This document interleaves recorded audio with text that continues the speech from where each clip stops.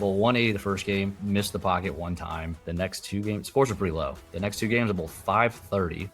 And I go from, I think it was a top 8 cut. I think I was in 12th or something. In those two games, I went from 12th to 2nd. And then I crashed the next game. I bowled like 2-0. But I made match play.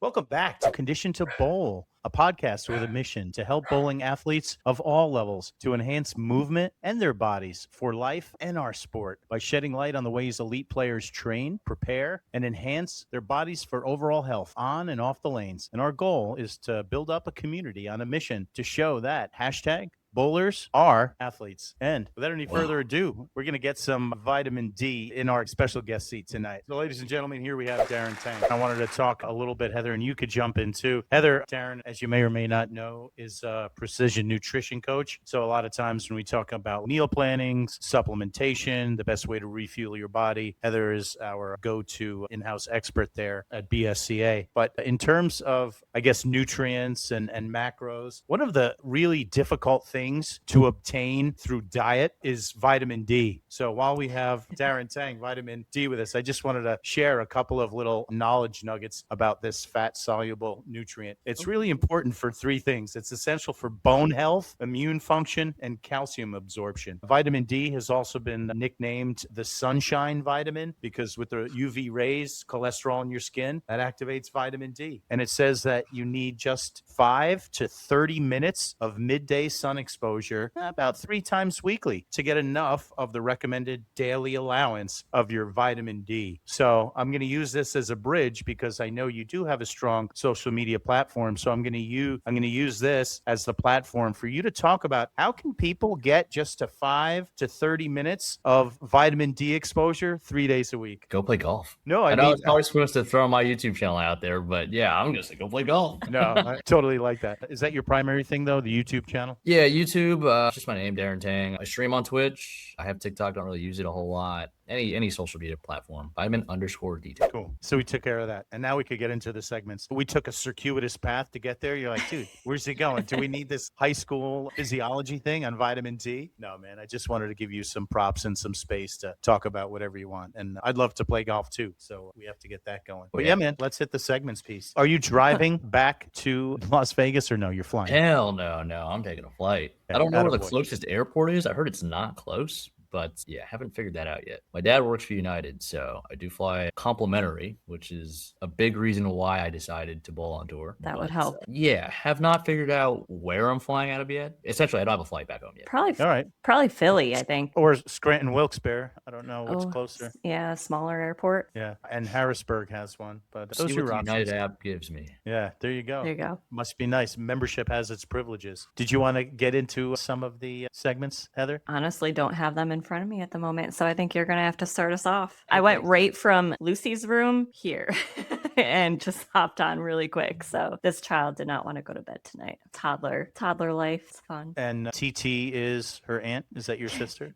Yeah, you could tell I was scrambling because I texted you back instead of Jason. The message that was supposed to go to Jason went to Paul about TT. That's my sister. Yeah, I'm like, I can't help from 100 miles away in Chicago. Yeah, TT's trying to get her to bed. I'll do what I can. Sure. Darren, you've been on my table 2, 3, 4 times. The first of which 1.5 years ago when we were kind of really taking a peek at your shoulder and rotator cuff stuff. And then the second time for the quad stuff. And you did full spectrum. Like, I think you understand the self-myofascial release, the mobility training, the activation, and then the strengthening stuff and recovery. So speaking of recovery tools, what are some of your favorite recovery tools? We have the Hyperice and Normatec compression boots. Those are nice. I use the legs quite often. I try to use the hips as much as I can, especially after long drives, just to try to get the blood flowing again. Because from my understanding, what I've learned over the years of sitting in the car, going from stop to stop from anywhere from 3 to 14 hours, that's not great for you. So I try to utilize those as much as possible. Yeah, that's probably, in my professional opinion, without exaggeration, probably one of the biggest beasts that you guys are fighting against is the prolonged posturing, the prolonged sitting. Very compressive for your spine and just not good. So that's cool. This year, and I've said this before, when I purchased those, I thought all guys would hop on them, and guys were hopping on them. But now it seems like 1 out of every 3 or 4 guys has them. And if you don't have them, you're good friends with a guy that has a pair. Actually, funny, Chris Vi downstairs was like, "Did you bring the boots?" And I was like, "No, I thought about it, but I was like, it was only 1 week, and those things are a pain in the ass to move around." So, yeah, Sure enough. So, to your point, Yeah. One of the favorite questions we like to ask here, and it's really run the gamut. It's also a 2-part question, and I don't think you're going to forget this. Okay. We're real curious, especially a gym rat like yourself. What's your favorite exercise and what's your least favorite exercise? I had a feeling this was going to be the question. Actually, my favorite exercise is the back squat. So I work with the PT. He works with PGA Tour professionals. And I don't know if you guys know who Jordan Farmar is. Yeah. Ex-NBA player. He works out of his house. So he brought me to Jordan Farmar's house, worked on me. Did you guys meet? How did you guys hook up? So I went to a physical therapy. There was a place by my house. I started working with this one guy, and the kid that works with the PGA Tour professionals now was apprenticing under him. So I worked with the guy for up until he's basically retired now. He moved locations, and then he said it was a financial thing. So he's laying low for a little bit. Don't know if he's ever going to come back. So I'm working with this other kid now. So that's how we met. Don't know how we got involved with Jordan Farmar, but I used to hear about his projects all the time from his mentor. So he's, yeah, you got to go check it out. He's working out at Jordan Farmar's house. He's got a whole separate house for sauna, movie theater, personal gym. It's crazy. This is in the Vegas area? Yeah, in Vegas. Won't disclose the location. Can you share the mentor's name or no? Fernando. What's his last name? Fernando Garcia. Okay. Don't know if you guys are familiar or not, but no, super good guy. One of those deals where I felt like he actually cared about me, gave me his personal number. He said, "You ever need anything, you let me know. If you need to go over the exercises that we went over, if you forget, let me know," which I'm terrible about. But yeah, it just feels like he really cares. The same thing with this guy. We got done with the session. He didn't even charge me. I was like, "Dude, can I at least buy you lunch or something? I can get the next round of golf." But yeah, just became pretty good friends. He actually works on Simo as well, but Simo's more the that's that guy. Yeah. Okay. Yeah. Simo's more the I feel hurt, fix me, rather than the proactive side. So it was funny in talking to the guy, his name's Nate, and talking to Nate, he was like, "Yeah, you and Simo, the way you guys operate, completely different, but both effective in their own respects." He's just trying to be super nice about it. I could tell he's like, yes, Simo doesn't exactly do it probably the way he needs to do it, but at least he's doing it. But yeah, super cool guy. We did this leg strength thing, and like his eyes were coming out of his head after he got done. He was like, "You have the leg strength of somebody that weighs 180 pounds. So I think I like the back squat because I can lift pretty heavy. It's like an ego lift for me, which is why I like it. I know ego lifting is bad, and I don't lift super heavy anymore just because I know there's no reason to risk getting hurt, because I did get hurt. So my least favorite is I'm trying to think of the name. I'm blanking real hard. You could describe the It exercise. was an Olympic, it's an overhead press, like how the Olympic lifters overhead press the like dumbbell. a jerk, a split jerk, push jerk, yeah, pretty like much. that, Yeah. So I think I was pushing a plate, my back folded, and I had pain in my mid back for quite a while. Yeah. So, Overhead yeah, pressing, I Paul didn't drop knows. the weight. I didn't drop the weight because, again, big strong man, ego. But I did save it somehow, and after that, I haven't done it since. Yeah. For folks keeping score at home, what's your body weight? 136. That's amazing. So if you don't mind disclosing, I know you're not about the 1 rep max now, or probably you're not even doing 3 rep maxes because the juice ain't worth the squeeze, so to speak. Yeah, we're not touching the maxes. No, not even close anymore. But what was your squat max, back squat max? Yeah, my 1 rep max on the squat was 285. Oh, nice. I think I could push 300. Deadlift was 305. Oh, nice. And bench press was 210. Nice. Yeah, that's pretty solid. Yeah. I gotta say something here because heavy lifting is not bad, as bad as people make it out to seem. The ego lifting is the problem, but there's a difference. You can lift heavy without ego lifting. I would say ego lifting is when you start to ignore the signs from your body, right? You know you probably should cap it at that for the day, but in your mind you're like, no, I think I could do a little bit more. And it happens to all of us. I've done it. I've done it myself. I gotta throw that out there too. I've ego lifted before. I love going heavy on my sumo deadlifts, and I've strained a muscle in my glute twice in my last 10 years, which I guess that's a pretty good record. But I've done it with those days where, yeah, I know I didn't really recover that great, but I'm really feeling it and I probably should stop here, but I'm going to try one more set with another 20 pounds on there, right? It's just the competitor inside, Yeah. just pushing for more. Yes, exactly. And like that's when we say ego lifting, that's what it is. Our ego really just wants to just put that little bit more weight on there just because, even though we don't need it. But heavy lifting is definitely not bad. There's still, you can have a place for it in your program. It's just being a little bit wiser and having the autonomy of your body and awareness, which now that you have lifted for many years and you've been in the gym, you probably are a little bit more aware now and would probably know when to back off because of your experiences in the past where maybe you pushed it a little too much. So I just have to say, because I think sometimes people get so scared of, especially bowlers, of lifting heavy. And like you can mix in some of those big compound lifts like a back squat, bench press, deadlifts. You can mix those in and sprinkle in all the good mobility stuff with it so you can get the best of both worlds. I think that's a really, really great distinction there, Heather Sterner. Good stuff there. All right, we have about 2 or 3 more. You got the time and the fortitude there, Vitamin D? Yeah, I probably won't fall asleep till 1 a.m. anyway, so it's fine. So what about strength conditioning or recovery do you want to learn more about? Ooh, I think recovery, and you probably can't teach me this, but just having the discipline to put more eggs into the recovery basket. Yeah, recovery is something that I've never been great at. But Big Gulp Guy was always really good about allotting the time after we would lift. I was deadlifting a lot. I was pressing a lot with him, or overhead pressing a lot. But he would, big mobility guy, big on recovery. I give him credit for that.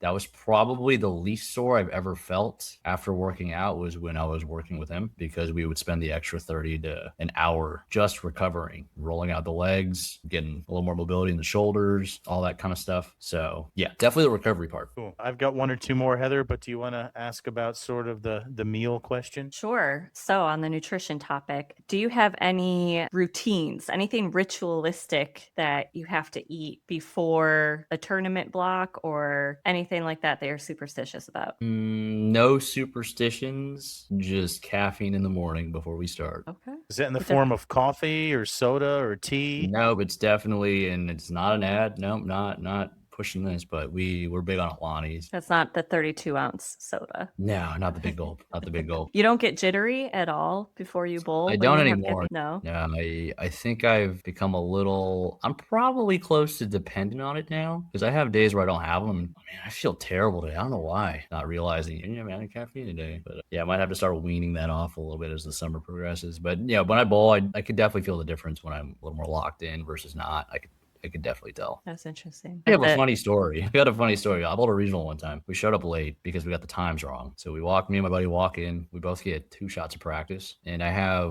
was big on Reigns back then. Those have 300 milligrams of caffeine. I think it's a little too much. And I think you crash pretty hard. Or I crash pretty hard when I have those. It finally kicks in. It's 4 games, a cashier's round. I bowled 180 the first game, missed the pocket 1 time. The next 2 games, scores are pretty low. The next 2 games, I bowled 530.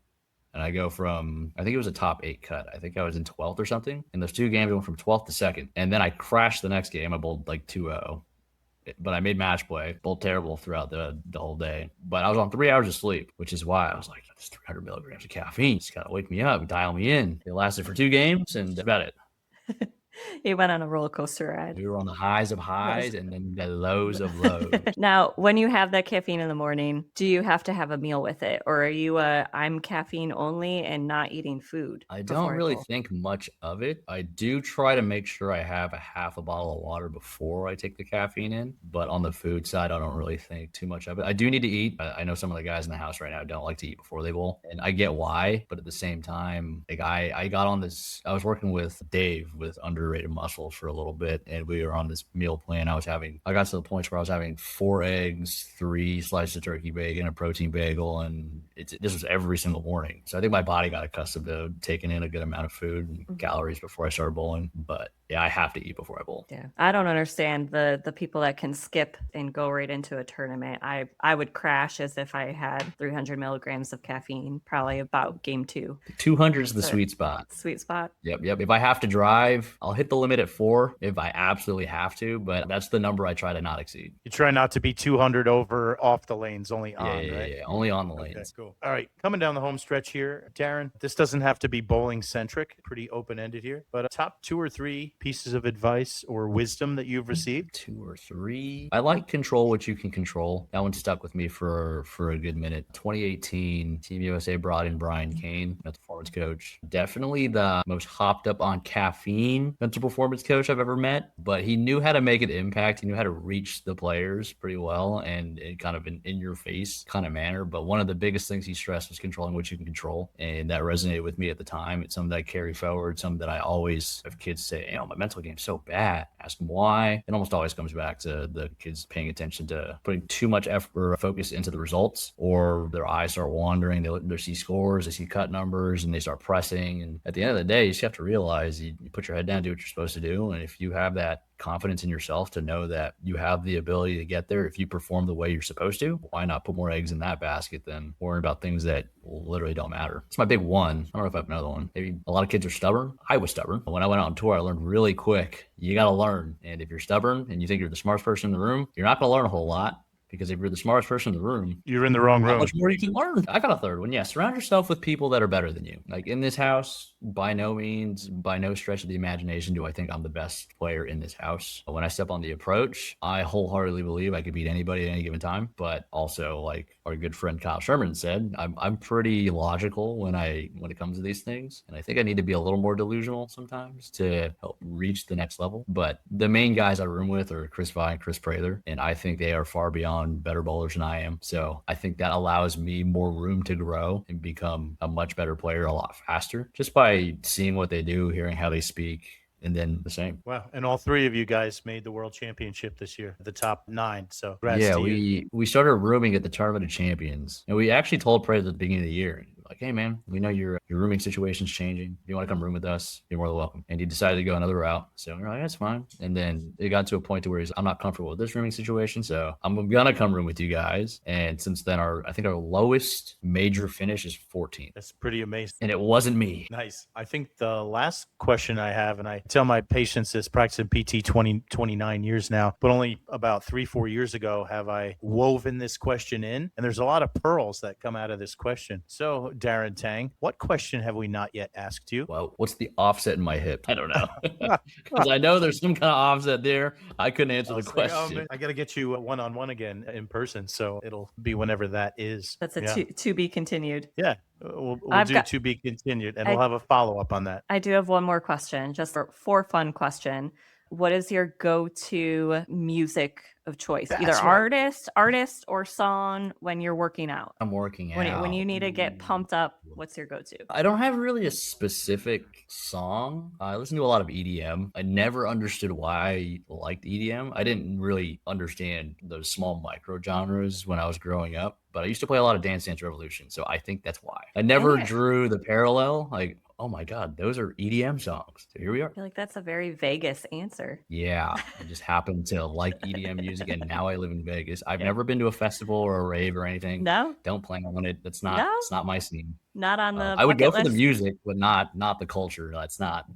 That goes with it, yeah. Looks like some wild times. How about you, Paul? You gonna hit up one of those? I feel like I could actually see you at an EDM concert. No, I have an appreciation for people that like it. I don't hate on it the way maybe I do like hardcore country music, but I don't have much problem with the culture. It's just the music it doesn't resonate with my soul enough. It doesn't touch my soul. I appreciate, I guess, just getting into that vibe and being able to be so uninhibited and let yourself go and feel the moment and just be inspired by the muse of the beats and whatever you're feeling. I think that's really good. I have a couple of clients and friends that are hardcore into that. And I wish I could flip that switch in me and maybe kind of go and share a piece of that pie with them, but just it's not enough. And it's not, I think think, organic enough. I think, and again, I like a fair amount of ambient and electronic type music, but I think Your how go I was reared and my age, it's organic music, man. your go-to Go is ahead. like rock, right? Like alternative rock I kinda would probably or say, yeah, hard rock, progressive rock? rock, math rock, if people know what math rock or post rock is. I have no idea So what that is. It's a just very a lot of diplomatic way to say that genre of music sucks. no, I mean that's not really what I feel. I would say that more about country. As Probably I gonna was listening, I was like, he's dancing around this really well. You can just say, I don't like it. What is math rock? so it's just like a lot of odd time signatures, usually just instrumentation, very few or no vocals whatsoever, and it's more, yeah, I guess about the time changes. It usually tends to be very rhythm centered or strong rhythms, odd time signatures, kind of, I guess, nerdy stuff that way. Yeah, I'd never heard of that before. I immediately thought Schoolhouse Rock when you said math rock.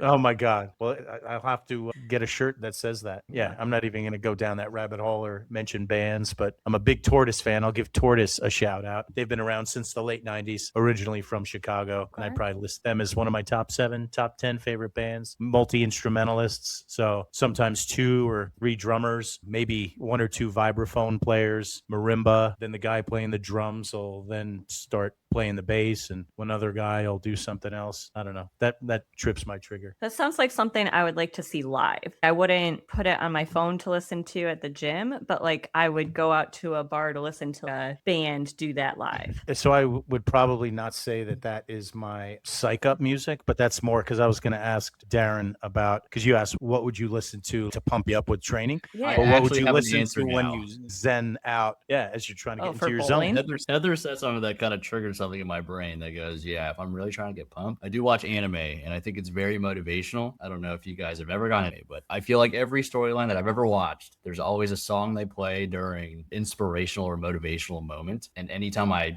feel something, I'll add to my playlist, and I'll go to that if I'm really trying to. Okay. I have never really trying watched. to go. Yeah. I have not watched Yep. anime. I'm curious now. I'm gonna go check this out. If you want to find some good ones, inspirational ones, get Ryan Barnes on the show and ask him. Okay. Maybe. He watched the most anime out of anybody on the tour. Okay. And Junior Barnesy is in the home with Yep, you? Little Barnes is in the home. Yep. Cool. Well, make sure you say hi to all the fellas on behalf of myself and Heather, and I'll just text Ryan, but we talked about that, Ryan and I, so yet another reason to get Ryan Barnes on the show. There we go. Yep. Anytime I need a new show, I just text him. Nice. Very cool. All right. Anyone have anything else for the good of the group? All right. That's a wrap. Yeah. Yeah. Don't wait for the symptoms to prod you to action. Get ahead of it and get your vitamin D. All right, man. This has been educational, inspirational, and thank you for tuning in. And everyone else, stay conditioned to bowl.